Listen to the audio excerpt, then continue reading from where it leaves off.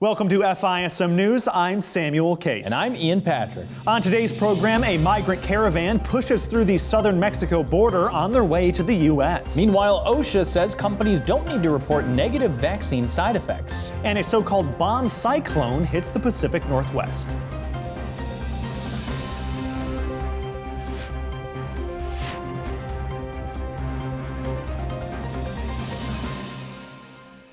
Let's start off in some politics. Democrats have become increasingly worried over the tightening Virginia gubernatorial race, so much so that several high-profile surrogates, including former President Barack Obama, have converged on the Commonwealth in recent days in an effort to secure a crucial victory for their struggling candidate, Terry McAuliffe. Take a listen.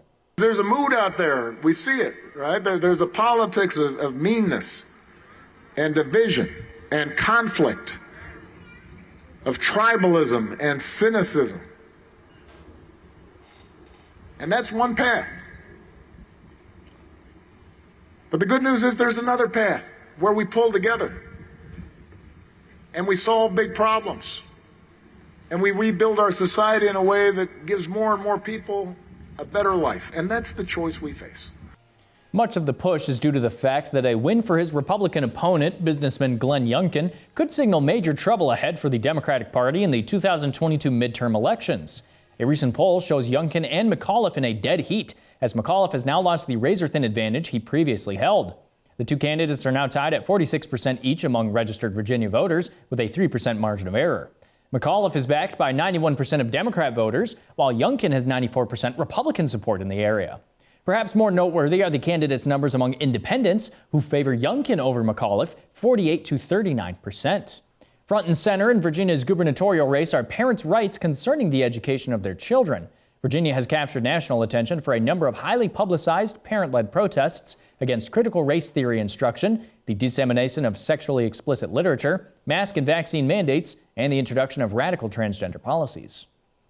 This weekend, thousands of migrants pressed through a police line in the southern Mexican city of Tapachula, which is on the border of Mexico and Guatemala, in their journey to the U.S. Footage from over the weekend showed the organized caravan made up of migrants from Central America and Haiti push past the blockade, while some carried American flags and others held signs with President Biden's name. Reports on the size of the caravan have ranged from 2,000 to 5,000. This comes as last week it was revealed that according to Border Patrol data, 1.7 million illegal immigrants have been apprehended while crossing the southern U.S. border in fiscal year 2021, setting an all-time record high for border arrests. Republicans are blaming Biden's lax border policy for the sharp spike in illegal immigration. In fact, one of the immigrants in the caravan exclaimed to a reporter, "Tell Biden we are coming." Last week, two Republican state AGs filed a lawsuit to require the Biden administration to use the $1.375 billion allocated by Congress in 2020 to construct a border wall. It's been estimated that it costs taxpayers $3 million a day for the U.S. not to build the wall. And new data from the Federal Reserve shows that the wealthiest top 10% now own an overwhelming 89% of all U.S. stocks. This new record highlights the still growing gap between the wealthiest and poorest socioeconomic classes. The fact grows even more troubling when you consider that this wealth increase also came at a time when more new investors have entered the stock market than ever before. Robinhood, known as the investment app for everyone, now boasts 22 million accounts, and nearly half of these have been added in the past 2 years. While experts attribute the growth of little-man investors in part to stimulus checks and more disposable cash due to COVID-19 changing spending habits for many consumers, it's also clear that lockdown policies and other COVID-19 politics have helped the elite grow. According to the federal data, smaller investors only reported an average 33% gain compared to the 43% gain shown by the elites. The bottom 90% cumulatively gained $1.2 trillion compared to the top 1% gain of $6.5 trillion.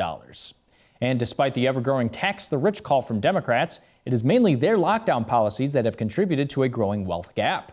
The Hill reported the pandemic's negative impact on low-income earning professions like restaurant staff as another way that lockdowns increased the wealth gap. Meanwhile, a spokesman for the Arizona State University Police Department has confirmed that 4 people will be charged with misdemeanor offenses for harassing Senator Kyrsten Sinema in a public bathroom. The story broke earlier this month when a video of the activists protesting for Biden's Build Back Better bill was posted to Twitter. The viral video, which garnered over 6 million views, shows the group of activists shouting their demands at the senator while she's in a restroom stall. When President Joe Biden was asked by a reporter about the in-person harassment Sinema had faced, he admitted the tactics were inappropriate, but maintained it was, quote, part of the process. Take a listen. She yelled at him. Senator Sinema last night was chased into a restroom. Do you think that those tactics are crossing a line? I don't think they're appropriate tactics, but it happens to everybody. From the only people it doesn't happen to are people who have Secret Service standing around them. It's part of the process. All 4 individuals have been referred for charges following the investigation. The allegations include 2 misdemeanor charges of disorderly conduct and disruption of an educational institution. It should be noted the allegations fail to address the fact that Sinema was filmed in the restroom. And in some disturbing reports, Lyft received reports, of more than 4,000 instances of sexual assault on its ride-hailing platform between 2017 and 2019, according to data that it published in a safety report that it had promised to publish about 2 years ago. The company reports showed sexual assault reports on its platform had increased from around 1,100 in 2017 to somewhere near 1,800 in 2019. But it said bookings increased at a higher rate during the time as well, resulting in a 19% drop in the overall incident rate. Now, Lyft said more than 99% of its journeys had occurred without any safety incident as well. The company said it has invested in safety features, employed rigorous driver background checks, and consulted sexual assault experts. Lyft had committed to releasing its report at the end of 2019 when its rival Uber provided the ride-hailing industry's first detailed safety report. Uber at the time disclosed it had received some 6,000 reports of sexual assault related to 2.3 billion trips in the U.S. alone in 2017 and 2018. Now, Lyft, which services significantly fewer trips than Uber, did not disclose the total number of rides that it completed in its safety report, but at 0.002%, the incident rate was the same as Uber's. And the Supreme Court announced Friday that it will hear 2 cases challenging the Texas heartbeat bill, which outlaws abortions as early as 6 weeks by allowing individuals to sue abortion providers. The lawsuits claim the bill is procedurally flawed. The court expedited the cases, saying they will hear arguments for both starting on November 1st, but refused to put a temporary hold on the law, which would have allowed abortions to start again in the meantime. The challenges came from the DOJ and from an organization called Whole Women's Health. The decision not to pause the law drew ire from liberal Justice Sonia Sotomayor, who wrote, "Every day the court fails to grant relief is devastating." However, pro-life groups were relieved with the court's decision. The legislative director of Texas Right to Life, John Seago, praised the court's decision and said that he was surprised at how quickly the high court was moving on the issue, saying they continue to show judicial restraint even though the abortion industry continues to ask for them to get involved and to keep the law from saving lives. And so that is a good thing in our opinion. And up next, we'll be continuing with more news coverage, but here's a moment in history.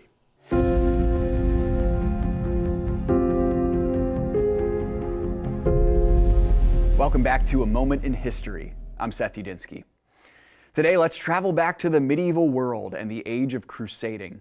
The Crusades were some of the most epic battles in world history, pitting Christians and Muslims against one another for ultimate supremacy over the Holy Lands of Israel.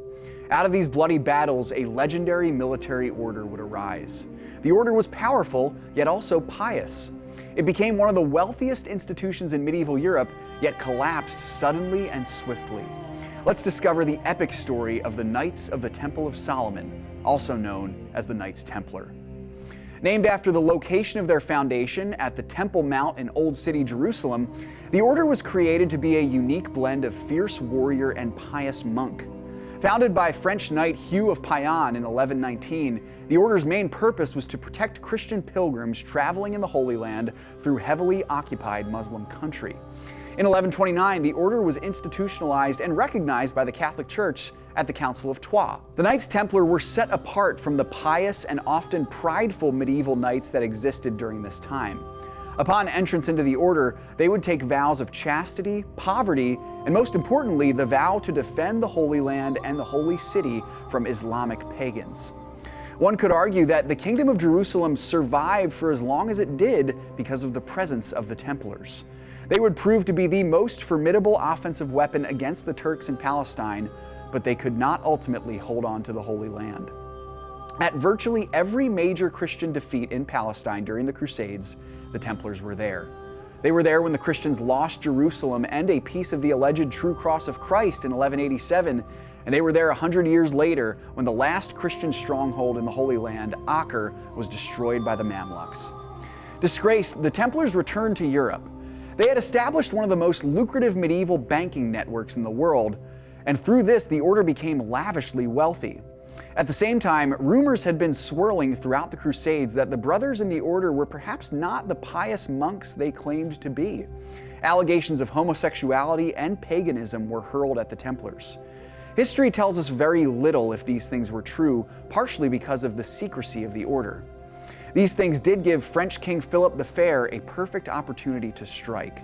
He ordered the mass arrest and execution of the brothers in the order in 1307 in France, charging them with breaking their vows and committing vile acts of sodomy.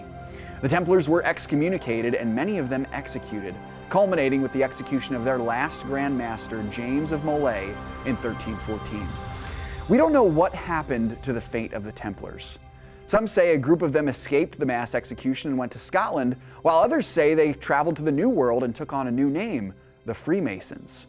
We will never know. But either way, this band of warrior monks will go down as one of the most epic military orders in the world. Thanks so much for joining me once again for A Moment in History. Our faith and values shouldn't be compromised by the way we invest. Our faith and values that we share should guide us in the way that we invest. Make sure that you are investing in companies whose policies and practices align with pro-life, pro-family values. Visit thetimothyplan.com or call for more information. Advance the kingdom in the way that you invest.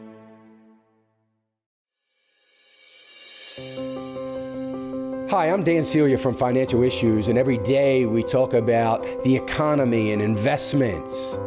But let me just tell you about the most important investment that you'll ever make in your lifetime. It's $140. The ministry of Preborn is a ministry that supplies ultrasound machines to pregnancy centers around the country. Did you know that when a young mother hears that heartbeat or sees that ultrasound, that 80% or more of the time, she will choose life instead of that abortion? $140 sponsors 5 ultrasounds. Would you go today to preborn.org, preborn.org, and come alongside us in this ministry? My name is Muskan. My age is 8 years old.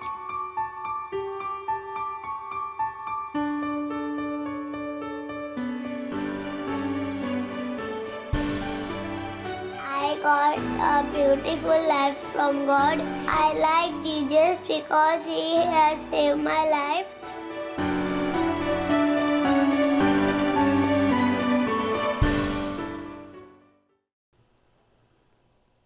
Welcome back to FISM News. I'm Ian Patrick. Let's continue in some national coverage as well as COVID-19. OSHA does not want employers to notify them of any negative COVID-19 vaccine side effects experienced by workers, but will require reporting of any COVID-related infections and or deaths, according to newly released guidelines. OSHA released these new guidelines for selective reporting out of concern over potential employee non-compliance with Biden's previously announced sweeping vaccine mandate. The guidelines read, in part, OSHA will not enforce 29 CFR Part 1904's recording requirements, which require any employers to record worker side effects from COVID-19 vaccination at least through May of 2022. Instead, OSHA says workers may choose to submit negative side effects to the Federal Vaccine Adverse Event Reporting System, or VAERS for short. The guidelines follow OSHA's submission of an emergency temporary standard to the White House on October 12th, which follows Biden's order to require private employers with 100 or more workers to implement vaccine mandates. What is unclear at this time, however, is how the requirement will be enforced by an agency that does not have enough staff in place to even monitor compliance. The vaccine mandate is still expected to affect around 80 million workers, and businesses that do not comply face up to $14,000 in fines per violation. The WHO has released its plan to address sexual exploitation in the Democratic Republic of the Congo.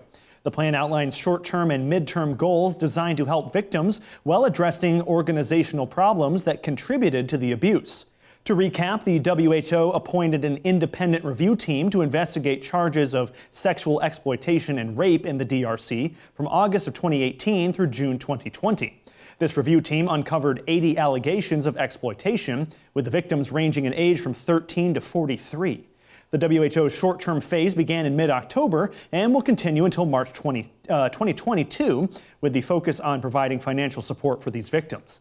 It also includes continued investigation into allegations to identify the perpetrators. Meanwhile, the medium-term actions focus on making organizational changes. The plan is to develop a victim-centered framework while increasing the accountability of WHO officials who hear future allegations. It will also include routine assessments of countries to determine the potential risk of sexual abuse. The WHO has created a web page where action steps will be visible as they develop this plan.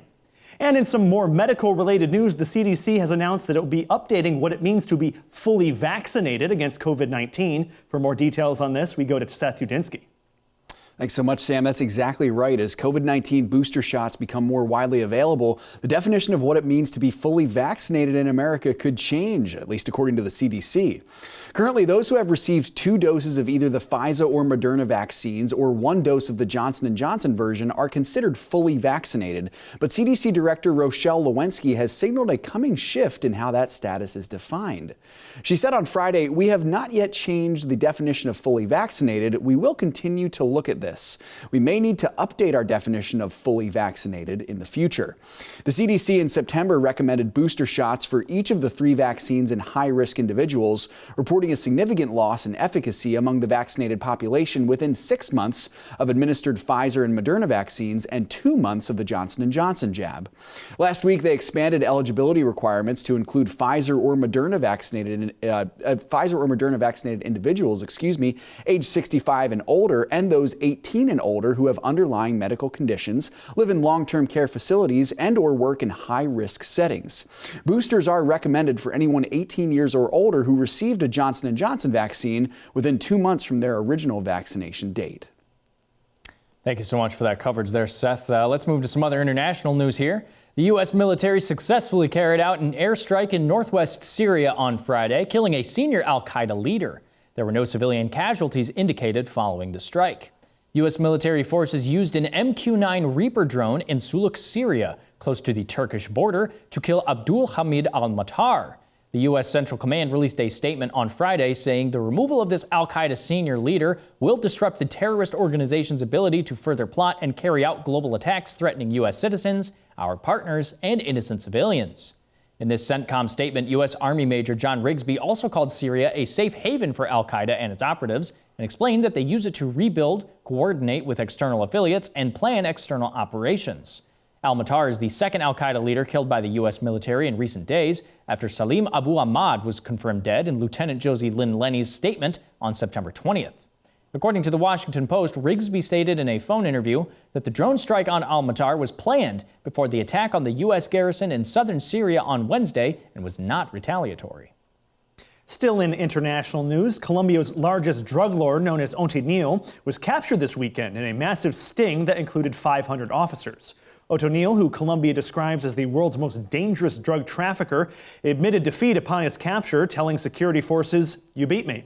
Colombia is pledging to extradite him swiftly to the U.S., which has put up a reward of $5 million for help locating the criminal.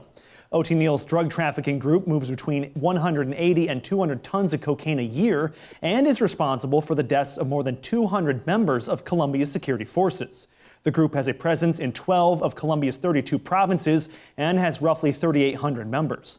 Colombian authorities launched Operation Agamemnon in 2016 as they worked to close in on the drug lord, killing and capturing dozens of his lieutenants, going after his finances, and forcing him to be constantly on the move before finally capturing him this past weekend. And finally, in international news, the government of Sudan was overthrown early on Monday as the military arrested multiple officials, including Prime Minister Abdallah Hamdok, and set in place a state of emergency. The general of Sudan's Sovereign Council, who is in charge of the armed forces, named Abdel Fattah al-Burhan, announced the emergency and set future elections in place for July of 2023. Take a listen. We're stressing here that the armed forces intend to complete the democratic transition until the country's leadership is handed over to an elected civilian government who can bring these issues to life. This is our country, and conflict between its institutions can threaten the unity and security of the country. And this is what Prime Minister Abdallah Hamdok stressed in the initiatives he launched in July and October this year. The Sovereign Council, which is a ruling body in Sudan, has been suspended along with the previous transitional government.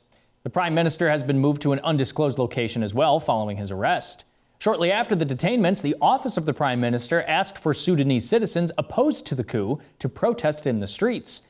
A document from Hamdok's office called the military thieves and asked the people to, quote, take back their revolution, according to reporting from Al Jazeera. Protests across the nation saw 80 injuries and 2 deaths, according to recent data. And since the protests and coup is ongoing, these numbers are subject to change. World nations and organizations alike condemned the move from the military. Officials in the United Nations and the European Union called for Hamdok's immediate release, as well as the return of the transitional government. And like I said, this is all ongoing, so we here at FISM News are continuing to follow it as it develops. And we have more national coverage as well as news and religion when we get back from this very short break. So stay tuned because you're going to want to hear. If you want to be one of our soldiers that are in the trenches with us, here's what you're helping with. You're helping us in feeding the hungry, the poor, the children, the widows, the orphans, saving some children from the red light district. We are saving babies from abortion. We have saved tens and tens of thousands. We are seeing thousands of young mothers come to the saving grace of Jesus Christ. As God has given us opportunities to grow and has given us finances to grow, I feel more and more obligated that God wants me to ask His people to participate in His work. You are the most important team member that we have. Without you, we don't get to do anything. Help us grow the kingdom of God as we, together with other ministries, reach people all over the world with truth, love, and the resources they need. Learn more at financialissues.org. Welcome back to FISM News. I'm Samuel Case. Well, an intense storm originating from a so-called bomb cyclone in the Pacific Ocean continues to batter the West Coast, leaving a slew of damage in its wake. At least 2 people have been killed as a result of this storm. In addition, over 350,000 people are without power from Northern California to Washington. Along with heavy flooding across the region, the rains have sparked massive mudslides as much of the area lacks vegetation due to a historic amount of wildfires. Multiple mudslides were already reported in some of the 570,000 acres burned by the Dixie Fire in the Sierra Nevada mountains northeast of San Francisco, the second largest wildfire recorded in state history. Emergency services issued flood warnings for areas including Marin County, just north of San Francisco, and portions of the Napa River. Shifting to some business and tech news, Elon Musk's Boring Company, as it's called, was recently given the go-ahead to build a Vegas Loop, which is a transportation system underneath the Vegas Strip. Clark County, Nevada confirmed the plans for the so-called Vegas Loop on Twitter, saying the tunnel will also go to the Raiders Allegiant Stadium and the University of Nevada in Las Vegas.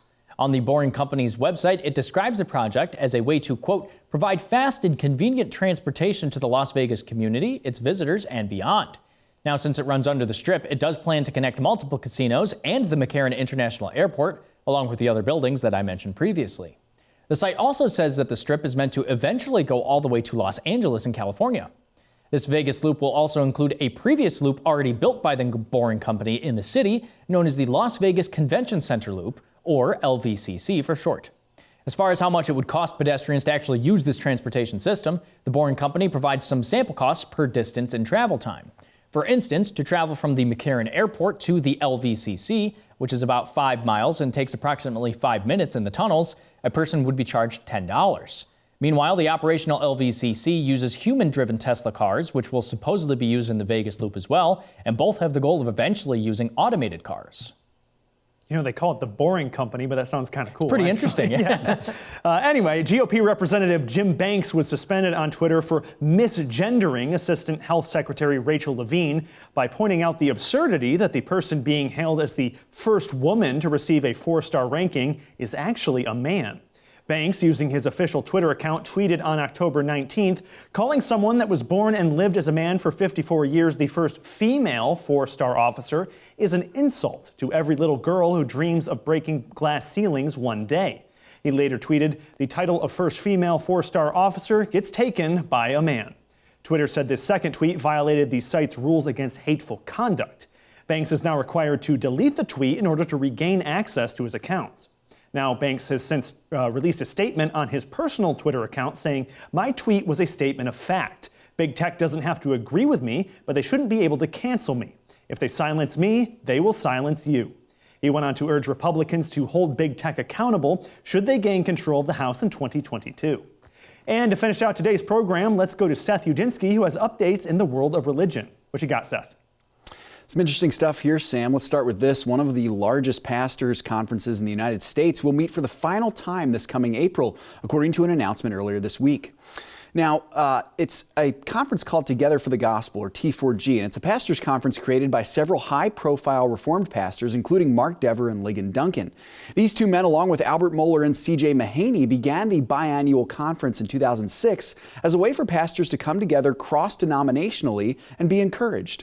Duncan and Dever released an announcement video on YouTube last week that revealed the 2022 gathering will, in fact, be the last.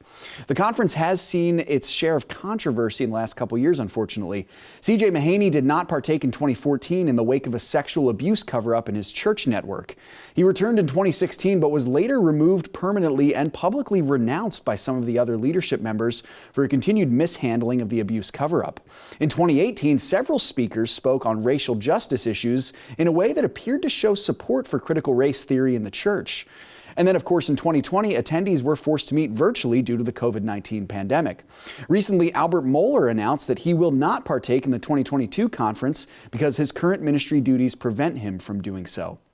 And finally, as the SBC has dominated headlines in the wake of a sexual abuse scandal, two former SBC executives are embroiled in a murky lawsuit. Pastor Mike Stone of Emmanuel Baptist Church in Blackshear, Georgia, is taking to court former head of the SBC Ethics and Religious Committee, Russell Moore. Moore no longer affiliates with the SBC and has also made headlines for his public criticism of the denomination. He now serves on the staff of Christianity Today magazine.